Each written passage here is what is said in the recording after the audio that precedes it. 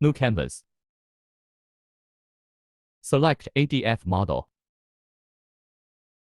ADF means self-running model. First, draw the pattern with color code 1. Right-click and select data. Copy to intarsia. Use the field rhombus tool. Draw your rhombus intarsia color blocks. Use the copy current color tool. Duplicate the rhombus. Then change color.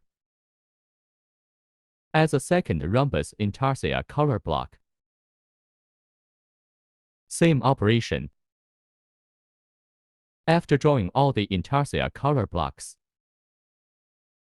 if the rhombus intarsia patch won't draw, see the 2 section of the manual. There are detailed explanations. This is what the intarsia layer looks like. Then, functional line 216 kinting form. Set intarsia, plain yarn feeder, 81, 1.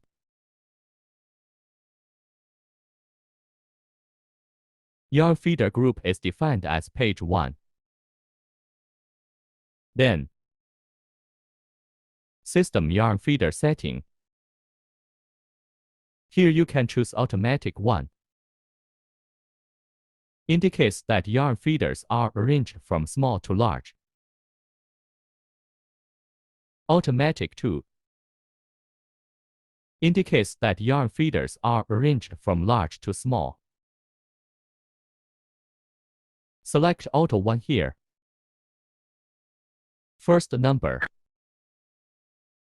represents the color patch area of the intarsia layer. Second number indicates the main yarn feeder number of the area. Yarn feeder setting is completed. OK. Open yarn feeder initial position setting. According to yarn feeder arrangement requirements. Custom yarn feeder initial position. In general, yarn feeders 1 to 8 are on the left. Yarn feeders 11, 18 are on the right. Then,